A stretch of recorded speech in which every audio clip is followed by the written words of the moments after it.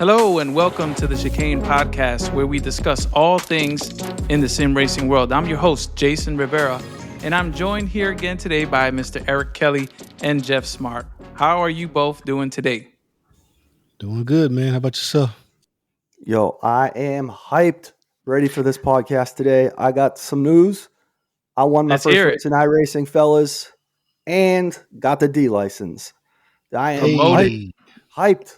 Let's get into it. congratulations, man. That's what's up. That's what's up, man. Man, I appreciate it. Wait. So what are you racing now? You jumped up to the F4 car, right? The F4 car, man. It was late last night, and I was like, I can't go to bed after not jumping in that F3. So I got the F3 and spun some laps at Spa, baby. Way off the Nice. pace, but we're there. We're there. It doesn't matter. You kept the wheels on the I asphalt, did. didn't you? I did. Yep. There you go. That's all that matters. Well, today, folks, we have a nice segment today. We're going to talk about hardware tools that are commonly used in sim racing. And when I mean common, they're common for me, Jeff, and Eric, but they might be something new for you. So without further ado, I'm going to hand this over to Jeff. He's going to cover the first piece of hardware, so I'll give it to Jeff. Hey, thanks, Jason. Hey, the first hardware we're going to discuss today is the ButtKicker. And those that have been in the community a little bit, or in the forums, or Facebook, or any other groups that have heard the ButtKicker. What the ButtKicker is a haptic that you attach to your chair or your rig, and it reads the telemetry off of the game and basically vibrates your chair to simulate whether it be you shifting, the RPMs of the car, you running over the curb. And the awesome thing about this is that it works with PC and the consoles. You have Xbox and PlayStation that it's both compatible with.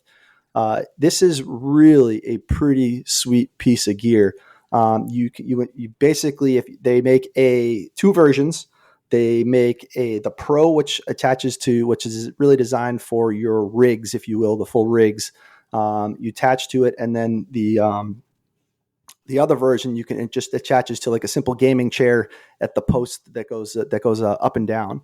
But what it does is you can really map it to read a whole handful of things that would give you feedback into your chair or seat.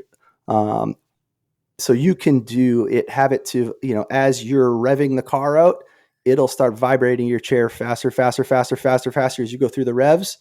And then you shift and it gives you a little boom in the back of your seat.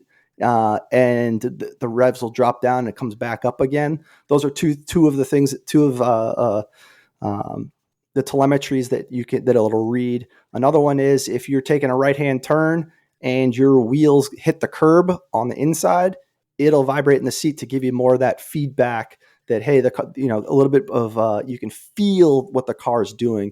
It's a pretty remarkable piece of equipment. Those that do that WRC, as they're going over a jump and they come back down and land, it'll thump them in the seat, and you can actually get more feedback that what the car is actually doing below you. There is countless things that you can do to have this feedback. My feedback to anybody that is looking to do this is less is more. So pick 2, maybe 3 feedbacks into the ButtKicker. So for PCs, it's a simple USB. For consoles, I think it's a 3.5 meter auxiliary drive, and that's where it gets its feedback. Not super knowledgeable how it works on the console side, other than it does. So you have those with rigs, you're looking at the ButtKicker Gamer Pro, a little bigger, a little more power, and that runs you $380 plus your shipping and taxes wherever you live. And then those that are, have their wheel set up on a table or desk, the ButtKicker Gamer Plus, which is going to attach to that post, is running about $309 plus shipping and taxes appropriately. But gents, this was kind of the first piece of really immersion gear that I bought. Once I had wheel screens, the stuff that you really need to have. And I was watching all the YouTube videos on the ButtKicker, but I'm like, how can you watch a video of somebody telling you about something of how they feel. It can't portray how awesome and immersive these butt kickers really are. Jason, I know you got one after I was the guinea pig and paid out my 300 and something bucks, and then you jumped in my rig and you gave it a go. And I don't even think I think you ordered on your phone, sitting in my rig, that you got one. So I'm gonna pass it to you for anything that you want to add Oh my God, about the butt man. kickers here. That was crazy. Jeff was like, dude, you need to come over. I need you to come over right now. And I was like, oh man, if I try this thing, I'm going to have to buy it. So, and that's exactly what went down. I went over to Jeff's house, sat in the rig, literally turned the engine on. Just by turning on the engine on in the car alone, it did it for me right away because I felt connected to the car. So I want to thank Jeff for the details on the butt kicker, and I want to add just a little more. Is that the butt kicker is compatible with console? However, you need a license key.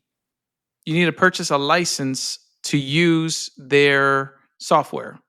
And in some cases, it comes with, you have to choose. You either choose one for the flight simulators stuff or you choose one for the sim racing stuff. But because we're on PC, I highly recommend do not use their software.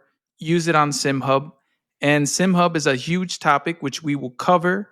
And Simhub allows you to customize the, as Jeff was saying, the telemetry that you want to be, translated into that butt kicker. And less is more. That is correct. Less is more because there's a lot of feedback going on, and you don't want to just feel just rumble. Yeah, it just becomes noise. Right. You don't want to just feel noise or hear noise because you're not going to know what does this mean. You know what I mean? It's cool when you first get it, right? When you first get it, you turn it way up just because you want to feel, that thing has an amp. It has its own separate amp. Yeah, I'm glad you brought that up, Jason. I'm going to jump in here real quick before we move on. Is those that are in apartments are not going to be able to maximize this thing. I have kids. It will, if you get the Pro, it will rumble the house. No lie. It is loud. It's not loud, but it's like a subwoofer type of noise, if you will. However, Okay. to mitigate that, remember what I told you, Jeff, and I think you applied the same thing. Attach it to your seat. Yep, that's Because a big pro tip right there. yeah, if you attach this thing directly to your rig, then it's going to translate that feedback to the rig and it's going to go into the ground. Unless you have a mat under your rig, that can help too. But if you have a seat like a Sparko seat or even an NRG seat, it doesn't matter. A seat that has a hole in it for your seat belt, I'm telling you, we engineered a bracket that kind of goes through that and the butt kicker is just floating. If you guys Yeah. have any more questions Yeah, reach about out. any of this stuff, please reach out. The mounting check- into the seat is a game changer. And Right. I'm just going to go through real quick the games that it's compatible with. This is not inclusive. This is just what they advertise on their site.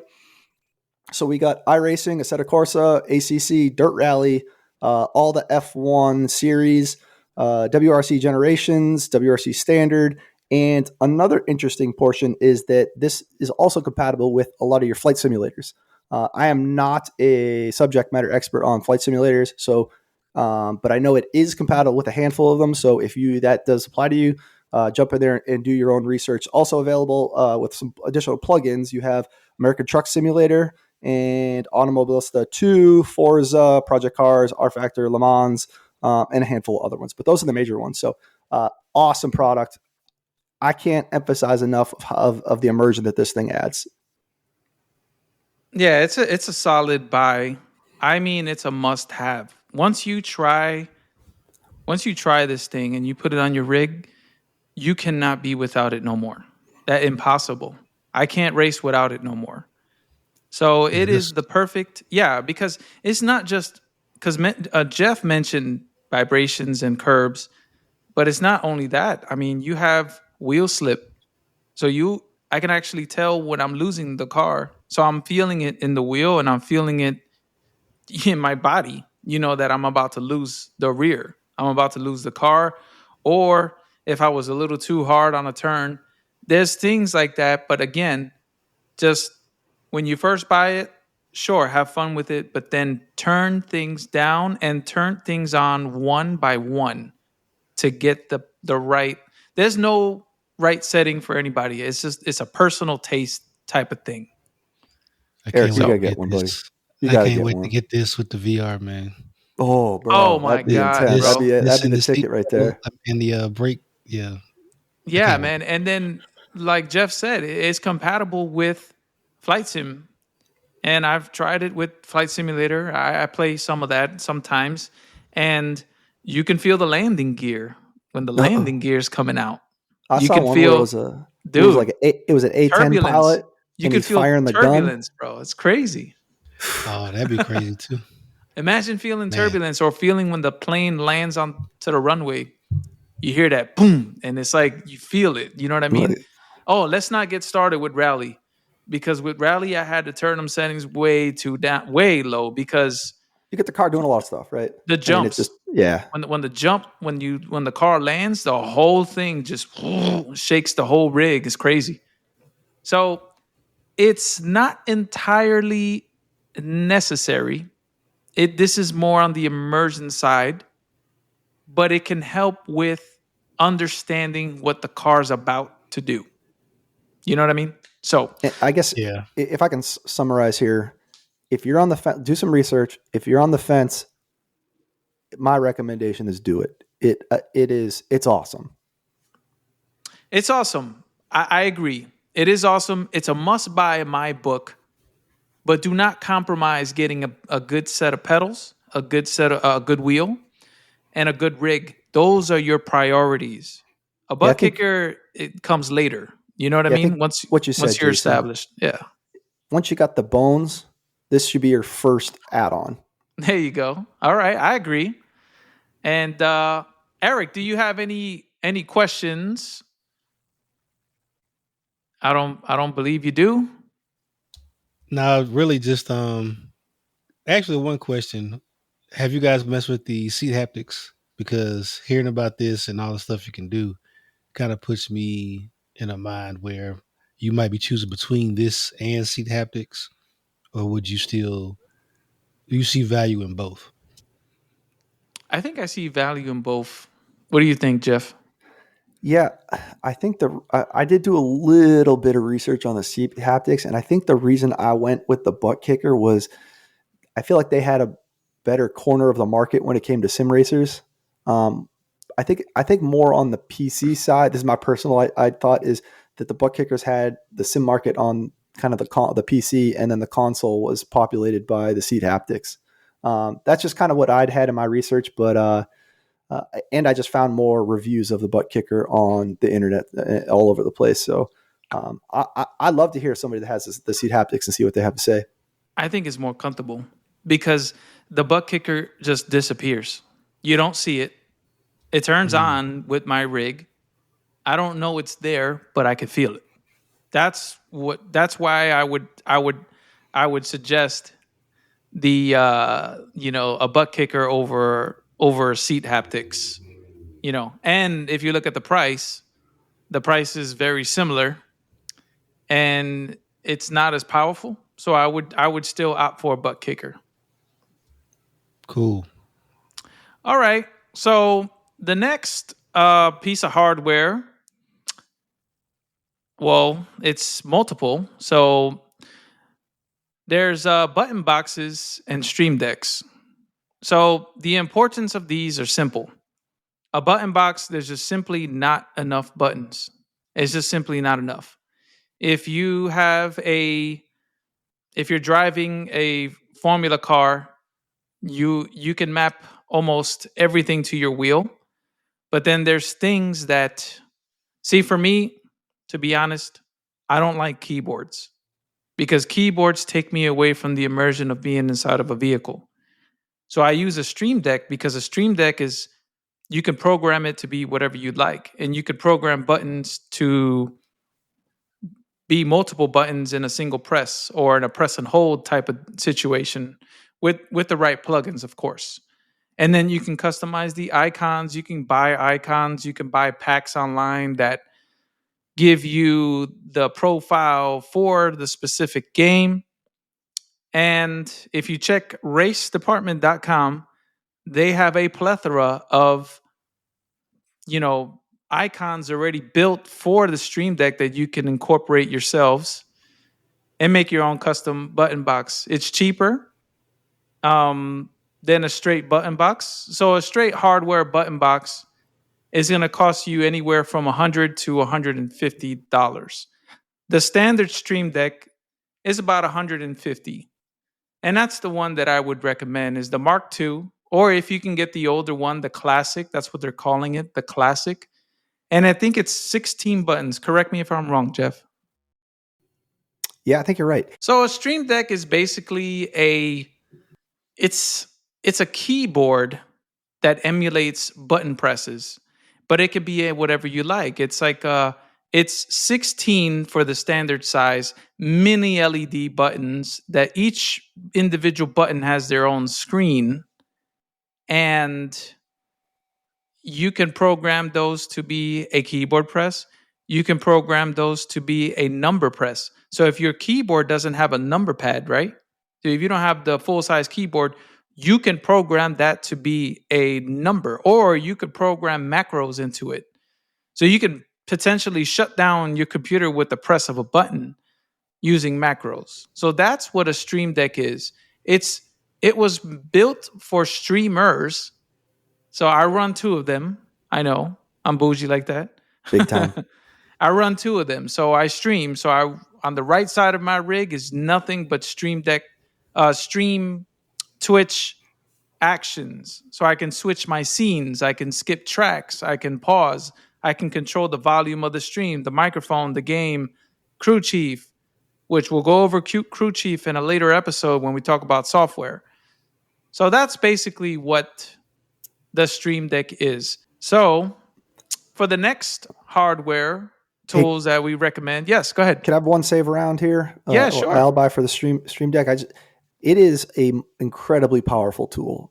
Jason's kind of given the broad strokes here, but he is a master at this. But you can have it where you click your iRacing button and it launches the application, and then it goes into another 16 icons that you can have move your seat forward, your field of view forward or backwards. You can have your headlights folders on there. You can have folders on folders on folders for each game. You can have folders on folders on folders. It's incredible. Like I have it, some of the macros set up so I don't have to go back to my PC when I'm done. I just hit sleep and everything turns off. When you hit, it's endless of the possibilities that you can work into this thing. So incredible piece of equipment that adds to the immersion. Like Jason said, you don't need the keyboard. I use it for like F1, where it does F4 and 5, F10 and 12 that you have to press the maneuver around. I just have those boom right in there. So I'm acting like I'm still in an F1 car. It's a powerful piece of equipment. It can do really anything you could probably think of. There's probably a way to do it. Right. And, I'm giving a basic synopsis of it. I really am, like Jeff said, and it can get really complex when it comes to what you're trying to do. But my recommendation, right, is I would choose a Stream Deck over a button box any day of the week. Agreed. The thing is, start slow, start simple, and then you start adding things little by little. So yes, my Stream Deck is a launcher for me. It has folders. It has pinned icons. There's folders in folders, like Jeff said, and the possibilities of it are endless. I mean, honestly, I have a button in there for my address, my email address. So if I'm buying something or logging in somewhere, I just press the button and it's got my email pops right in. It's really endless of stuff you could. I mean, that's the epitome of laziness, but it is what it is. It's an awesome piece of equipment. Yeah, man. It's a device that we're manipulating to do exactly what it wasn't programmed to do. Because this thing was for streamers, and then it turned into something different. There's people that do all kinds of stuff with it, Eric. There's people that put screensavers. I got a screensaver of my car, my own personal livery myself. And then there's GIFs that you can put so you have an animated background. There's all kinds of stuff that you can do to make it yours and make it unique. So I highly recommend this tool. Even if you go with the Stream Deck Mini that has 6 buttons, if you want to save a little money, I'd say pony up, save, and get the 16 at least. Don't get the 32 button. That's way too many buttons, and it's just incredibly crazy to deal with 32 buttons. Anyway, we're gonna move over to motion platforms, and I'll go over this real quick. I don't run motion platforms. There's two types. There's your full motion, and then there's your seat movers. And the reason why I don't run a full motion system is because I don't see the value in it. I don't see it looks cool, it seems cool, but think about it. You're racing a car. You're strapped into a car with a harness. There's literally no movement other than G's. That is the only thing that you might feel, but your body's not really moving around other than your neck. And I'm talking F1, right? F1 is the only one that'll make your neck move from side to side, but they're still locked into that cockpit. You know what I'm trying to say? So to spend $8,000, There, which, yeah. yeah, I'm going to be honest with everybody here. The only reason I don't have one is it's because it's $8,000. well, If they were a couple $100, I'd have one sitting here right now. But come on, $8,000 for the cheapest. That's a lot of cheddar. Yeah, for the That's cheapest. a lot. Yeah, it's a lot. And then put it this way, we're running 32-inch screen monitors, right? So to get your field of view, decent enough, you need those monitors very, very close to you. In some cases, those monitors will sit over your motor shaft. If you have a full motion platform, there's no way you're going to run that full motion. You're going to bang something. You know what I mean? So what you have to end up doing is put the motor in front of, you have to separate the rig from the monitors and put the motor in front of the screen, and now your field of view is gone because you're too far away from the screen. Yeah, So I full got you. motion, yeah, full motion. The guys that are running full motion are the ones that are running triple 55s. Yeah, I was going to say most of every video I've seen has been 55s. Point in case. You got no Triple 55s. concur, no comments. Yep. Yeah. You need the separation. Because you're not going to run triple 55s over your motor shaft because you're going to go blind. Right. You need the separation. Close, yeah. So Yep. if you have the separation, you might as well put the full motion into place. But then there's another option. The other option is a seat mover. And I've seen seat movers range from $2,000 to $3,000, which is a little more friendly, if you may. But it only moves, it only moves your seat, the 4 axes, right? Or 8 axes, I'm not sure. But because I don't have one. So is it worth that much money? Just think about it. To spend $3,000 just to feel a slight movement on your chair? I don't think so. I really don't think so.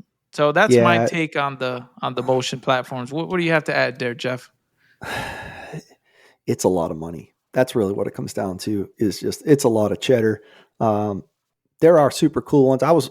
My Instagram, had one the other day. It was like a flight simulator, and this dude's doing barrel rolls, and it's actually pushing him all the way around. He is in a full-fledged, going upside down. It was cool, but again, that thing's probably, $15K. So for motion, no, I don't think so. And most of us have this in, a spare bedroom or something, and it's unrealistic that we're going to put something like that up there. So not worth it. Right. I mean, at this point in time, no. Later on, if I get more space somehow, then, and I really want to add a bigger picture like 55s, I'd still, even if I bought a full motion, I'm not going to be running it at its full potential because it's unrealistic. No car moves the way a full motion moves. I'm sorry. And the people that are running it that way, they've never been in a race car. So I mean, I'm just saying. Anyway, the next piece of hardware, and Jeff, if you can help me with this one, we're gonna go over motors for your pedals, but specifically the haptic motors from Magic. So what do you think of those? I know those are a new addition for you. Yeah, I got them when with my order from Simmagic, the P1000s, and I think I can honestly say that I got the P1000s because they're compatible. They're really built in partnership with the haptic motors. Um, the big thing the haptic motors do, and they have one for each pedal, the gas, brake, and clutch. I got one just for the brake. And I think, honestly, that might be all you really need, because it's a game changer when it comes to racing, because especially a car that has ABS. Because if you're coming into a corner and you hit the brakes and you lock them up and the ABS in the car in the game fires, you're going to feel that in your foot as it vibrates. And now when the ABS has went off, you've lost all your braking power. You're skidding, Right. as well as, almost control of the car. So what that haptic does for you on your brake is it gives you the feedback that the ABS is on. So you need to release the brake just enough where the haptic goes off. And now you know that you are at the maximum braking power that car has, and you can build muscle memory into it. So every time you come into a corner, you can hit that exact same spot and you are riding the perfect edge of that car's maximum braking power. And if you trip it, you can just back off a hair, and now the car is riding that perfect line of maximum braking power. In its current setup, guys, remember that. Yeah. In its current setup. Because some cars, not to take your No, jump thunder in, there, yeah. Jeff. Some cars like ACC, right? You'll have 7, 8 settings of ABS. If you're running the aggressive setup, I'm going to use the McLaren 720 as an example. An aggressive setup on the McLaren is about a 6. So that means that the higher the number, the sooner ABS is going to kick in. So your haptic motor is adapting to the car setup at its current setup. You know what I mean? So Yep. for me, for example, I run an ABS 2 and sometimes an ABS 1 on that car. So my braking power is way, way more because of the way I have the car tuned to, and its brake balance and how to take corners and stuff like that. So just keep that in mind, guys, is that if you touch the brakes and you feel like it's shaking just by the slightest, check the car setup, because that's most likely the problem. Yeah. And just a word to the wise, the car in the game has to have ABS. So if you're a Formula One guy or driving some type of Formula car, there's no ABS. Right. The haptic is not going to go. So you either switch it to something other feedback, or just know that you're not standing on the brake pedal trying to get the ABS to work. It's not going And to you work. honestly don't want it to go because it's unrealistic. I mean, if the car Right, doesn't have absolutely. ABS, you don't want it to fire. I mean, some games do allow. I know LMU, Le Mans Ultimate, you leave ABS on and it triggers the hell out of it. And it's because Le Mans Ultimate is using telemetry. There is no telemetry right now for Le Mans, so it's borrowing the telemetry that R Factor 2 uses. And R Factor 2 does have ABS. There's cars that have ABS. So just keep that in mind. Those are technical things, right? So if you end up buying one, and we'll go into pricing and compatibility, but if you end up buying one, just pay attention to those. And again, we're using this with Magic software. Not Magic software. We're using this with Simhub. My bad. You can use it. You Right. can use it if for whatever reason you don't like Simhub. You can, and it's very easy to switch between ABS, traction control. I think there might be one other setting you can do. It's easy, but we'll get into why you should be using Simhub. Right. Yes. I want to give, just like I did iRacing, I want to give Simhub the time of day, because that is a massive piece of software that is vital. I don't know what I'd do without Simhub, excuse me. I always confuse the two, man. I think that Yeah. happens to you too, Jeff. Like And I think Simhub, you guys Simmagic. can help me out here, but I think it's about $80, $89, $85 plus shipping, taxes, etc. And Okay, that's for around one the motor and power, I think. Maybe a little bit more, but I don't think it's any more than $100 out the so it door. depends. You need the control box, Yep. right? And the power supply if you're connecting these haptic motors to a third party, meaning Not Simmagic pedals. exactly. Anything not SimMagic. If it's a SimMagic P1000 pedal, they're designed to work with them. But I run these on my Houston Bell Ultimates, and I went on Etsy, which we'll cover Etsy as well at some point.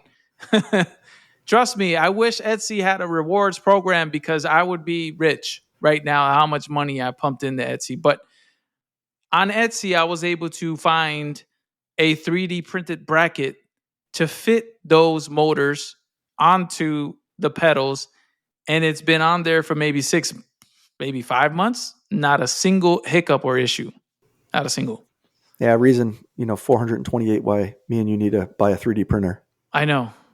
We keep talking about this, but we don't do anything. So again, the haptic motors, highly, highly, highly recommended if you're trying to push, right? First, learn technique. Don't rely on other peripherals to help you. Learn proper technique. Once And you it adds learn, to the right? immersion too, right? Yeah, Of just like you're driving a race car. but you need to understand, in my opinion, you need to understand the car. You need to understand how the car brakes. You need to understand what sim you're playing and how that works. And then once you have some sort of control of the car, you add this piece of hardware and it's going to shave off tenths. I'm telling you, on every turn, easily. I might be exaggerating, No, but I mean, I think it but did for me. I mean, I my mean, second, third lap at Spa confidence, with it definitely. helped Do me you drop not laps. feel more confident, dude? It's like instantly more confident with the car. I understand you. I know what you're doing, even though there's other telemetry things that you could use, like screens, you know, and screens and displays that we'll cover here in a second. Um, and there's all sorts of warnings that'll tell you, hey, you're touching ABS. And the problem with that is that if you really pay attention to how ABS works, the car is like supersonic, stop, go, stop, go, stop, go. So that upsets the suspension. And when you're trying to enter a curve, you don't want to be bottoming out your suspension, nor you want it too loose. But the moment you touch ABS, your curve is done. You know what I mean? Your entry is over because you hit the ABS. You need to correct it, but how do you know? You know what I mean? So the haptic motors do help with that. Okay.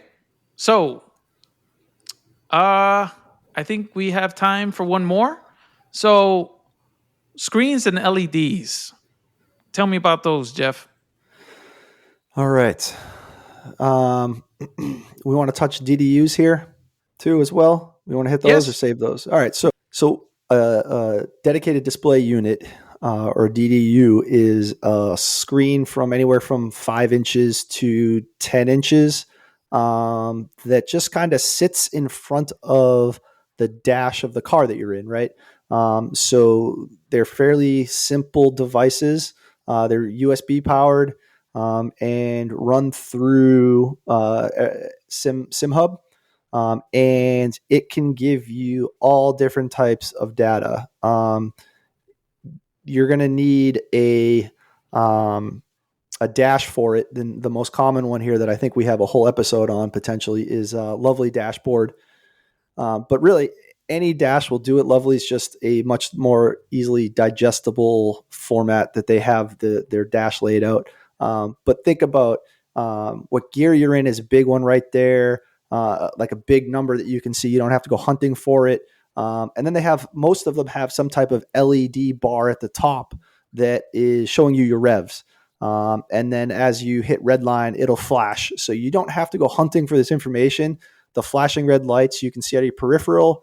It has your where you are for braking power and percentages. It has your first lap, your last lap, your best lap, your delta, what you're projected to go on. Think of anything to do with the race or the car, temperature, the brake temperature, oil pressure. You can tap screens. Most of them are touch screens, and it can give you like where you rack and stack in the field. It is a DDU is an incredible piece of gear that is incredibly useful for maintaining situational awareness of your car, A, and then B, what's happening on around you on the track and et cetera. So, Right. A quick thing with DDUs is the sizing. They usually come in 4, 5, and 6.8. Highly recommend the 6.8.